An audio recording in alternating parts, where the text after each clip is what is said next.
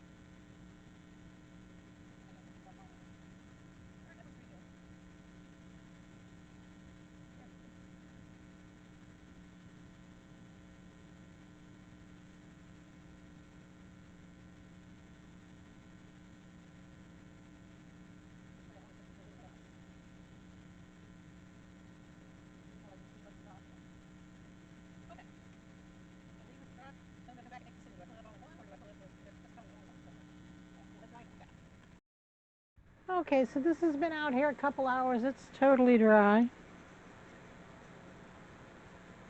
I'm going to try to add some paint to the top of it without pulling that up. And I'm going to do it with paint brushes.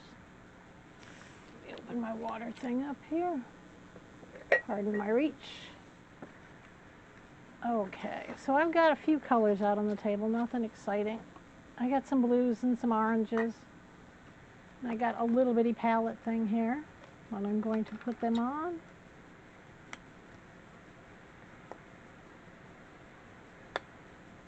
I've got a turquoise blue from Liquitex Basics.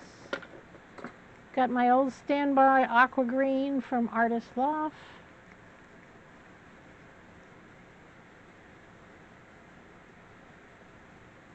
And I don't know, I'm probably not going to do the whole thing because the background's going to be an off-white like I usually use. And I have a Arteza Mars Orange, which I love.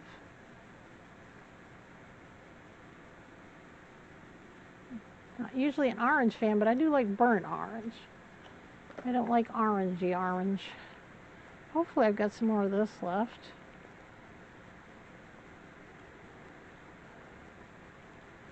This is just your regular, oh, maybe it's something different. It's just your regular yellow ochre. And let's put some,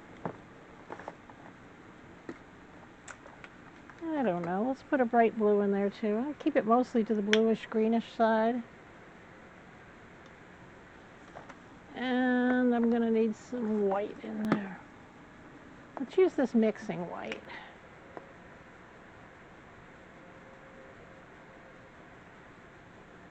So I'll show you what I got here in a sec. I know you can't see a thing that I'm doing, and I'm just yammering on. See, that's what I've got.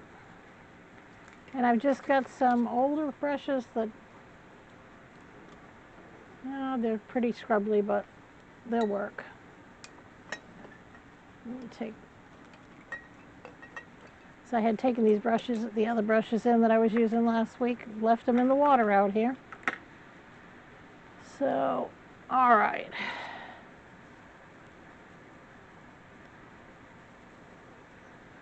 Let's just start off with the yellow. I'm going to have to move this quarter. It's going to get in my way. Move that up.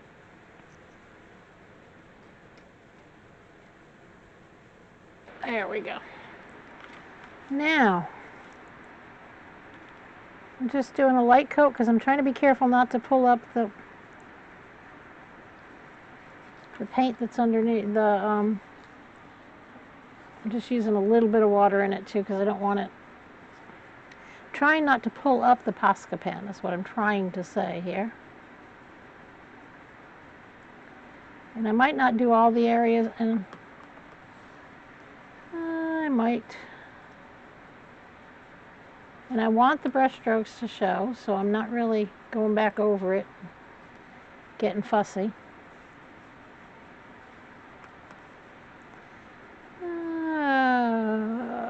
Let's do this one up here too.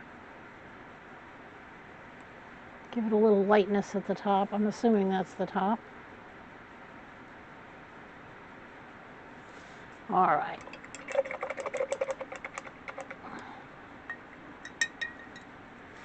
Now let's go with this one right here. We're going to use, well, let me get this where you can see it better. But you can't see my palette, but that's okay. You don't need to. You know what's in it. A little too much water. And I think you can see I'm leaving the brush strokes in. I just want some brightness.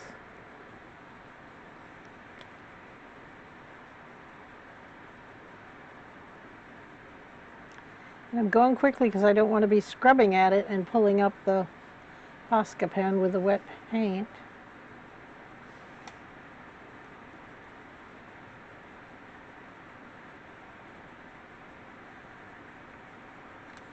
It'll be thin in places and thick in others. This is going to have to be left to dry for hours before I can put a top on it. And I'm not going to use my heat gun to dry it.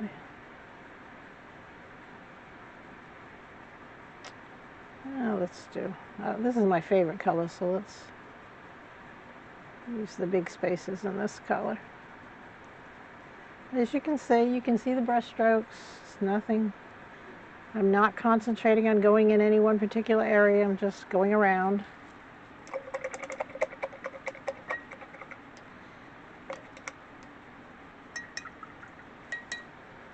All right, now let's do the orange. Mix it around a little so I don't have too much water in it. And I have better palettes than this. This is just a dollar store one that I picked up. Because I knew I was going to be painting this week and I wanted a couple of them that I could keep out. So I used to use that palette paper, but then I realized you can use wax paper or palette papers. It's kind of expensive for what it is, I think.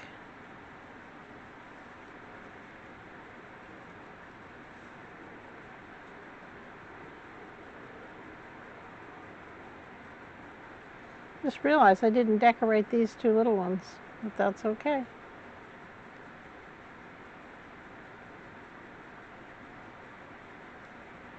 Huh. Yeah, I might want one more burnt orange. And then we've got those other two blues that we can fill in with.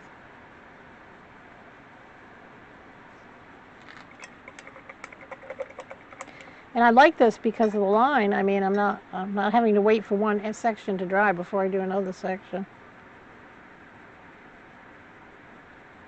I like that. Too much water again. I'll go back over that in a minute.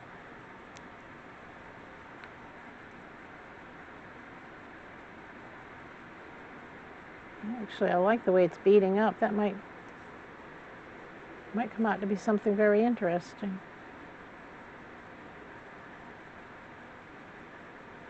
Now, I put that white out there because I was going to make some of it kind of pastel, but now I don't know.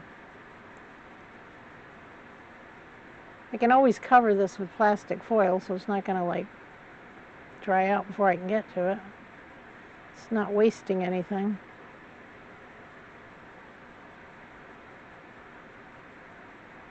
I always keep cling wrap out here for that purpose.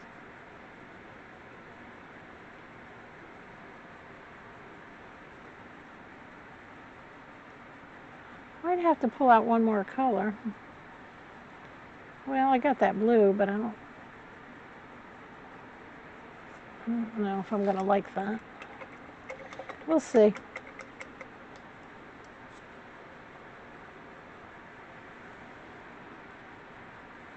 Oh, it's not bad.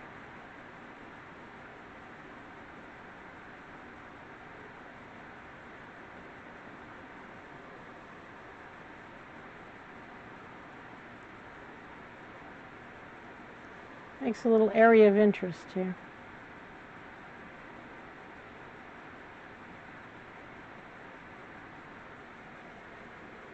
All right, now I think I'm going to go over this blue again, because it really was too much water. And it's beating up off of my plate, which will get it actually when it beads up like that and then you put another color over it. It's a very interesting effect, but it's not what I'm looking for in this particular print. And you can see the orange is beating up as well. Like I said, it does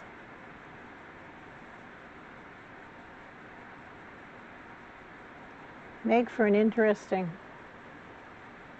print once you've gone over the top of it with another color. And we're going to use like I think Titan Buff over the top of this. So any place that doesn't have paint is still going to, look interesting. All right, I'm going to cover that with plastic. Put it in a plastic bag because that's all I've got out here right now. So I could use this paint later.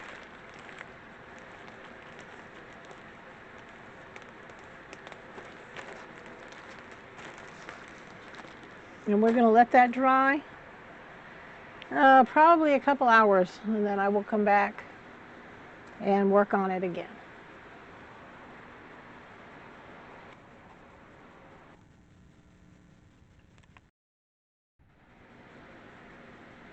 Okay, so this is thoroughly dry. I've been in the house for hours, so it should be thoroughly dry. Now I'm going to roll up some, well, if I have any left, my Titan Buff. I have very little left. Hopefully I've got enough. If not, I'll put some Titan Green Pale in with it. Oh, I should have enough here. Move this over. I'm just putting it on my palette over here. And I have a brand new roller, which I don't like working with, but I had been cleaning all my rollers, so they're in the house. Oh, this should be plenty.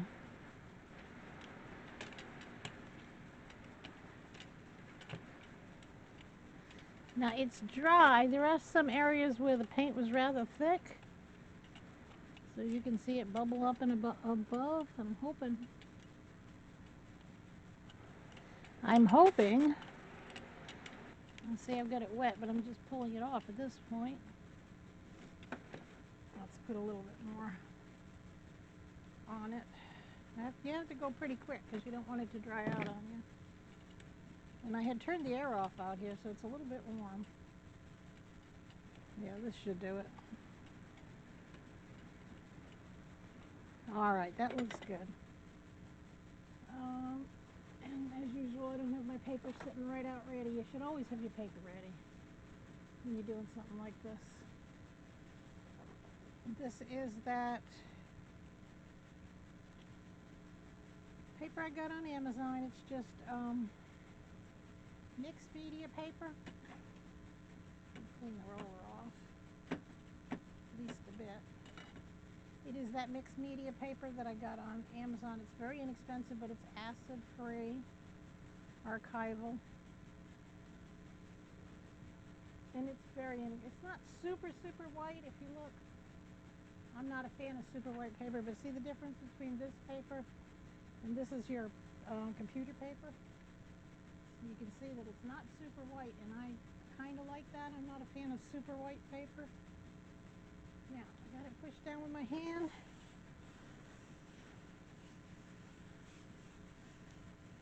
I'm going to go over it quite well, making sure I get the edges really good, and then going through the center.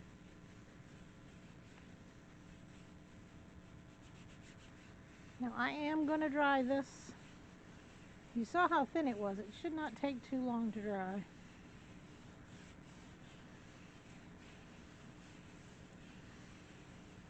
Now, one of the clues, this paper is not thin, but you can, I don't know if you can see, but you can see the black.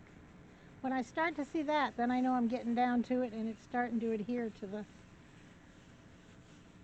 top layer of paint.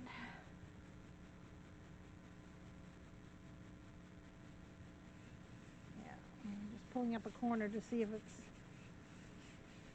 Okay, now I'm going to dry it a little bit with my heat gun. Like I said, don't do that if it makes you nervous. If it makes you nervous, just go inside and come out later, or leave it and come out later. Come back to it later. Now I can feel it's still cool because it's still wet. And as you can see, I'm holding it, I don't know how, I'm holding this up way to where the camera is, which is probably over 18 inches from the surface of the paper. I know from this angle you can't really see, but if you look how big the heat gun is and how small my hand is, you can see how far away it is. I put it on my hand till it feels comfortable, and then pull my hand away and do the paper. I do, making sure it's not hotter than I can stand. If I feel it's too hot, then it's too hot for the plate. Keep in mind, my gel plates stay out here in the studio, which is only heated and air conditioned when I'm out here. And they stay out here year-round, so they have been out here when it's been over 100 degrees, because this is East Texas, so, and they have not melted, so they're not going to melt with a little bit of warmth.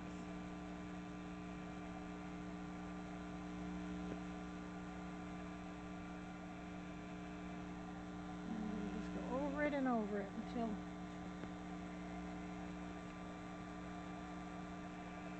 I feel like it's starting to adhere.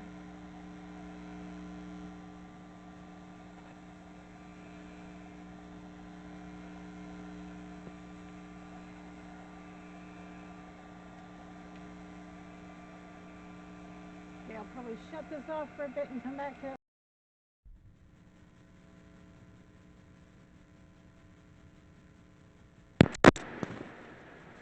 Okay, so we're back. Like I said, it.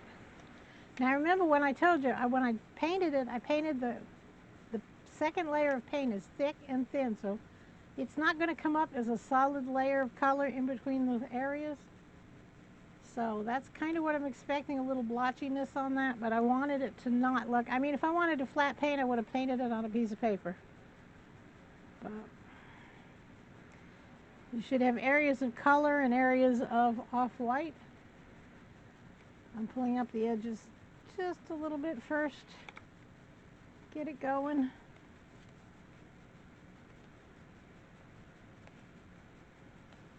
It's dry.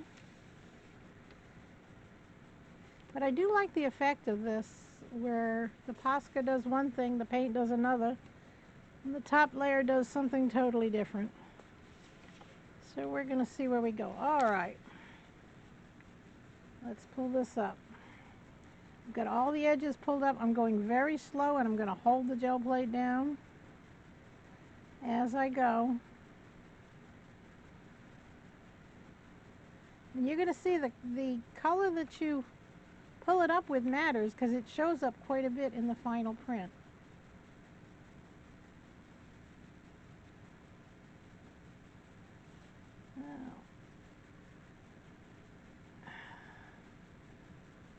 And because I watered down the paint, the areas where the paint broke and separated, you'll see so much more of that background coming up, like on this blue. Remember how it especially broke on the blue? I didn't go over this one very much, but I did that one, so you can see the difference. If I wanted it to be all like that or all like this, I would have waited, let it dry, and then done another layer. But I wanted the background color to come through to unify. Let me zoom down a little bit. Maybe you can see it better. Can you see that? Pull it up a little so you can see the details. See what I'm talking about? Where the paint, where I'd watered it down, where it broke, you can see more of the background color. Up here where I did 2 layers on that blue, you can see that less of the background. But you can see what you pull it up with matters. If that had been pulled up with plain white, I don't think it would have been as interesting. But that's what I did for today. Thank you very much for viewing it. It's just another way to do these, and they're very enjoyable. Neurographic art is very enjoyable. It's soothing. You don't have to worry about, am I doing it right, am I doing it wrong? It's just, it is what it is. It's what you've done. So thank you very much for viewing my video. If you like it, please put a like. If you want to see more, please subscribe. If you want to be notified, hit the little bell icon to be notified when new videos come out. And I promise you I won't take a break. I took a week off, and I won't take another week off probably till Christmas or after Christmas. Thank you very much for viewing my video, and you have a lovely, lovely day.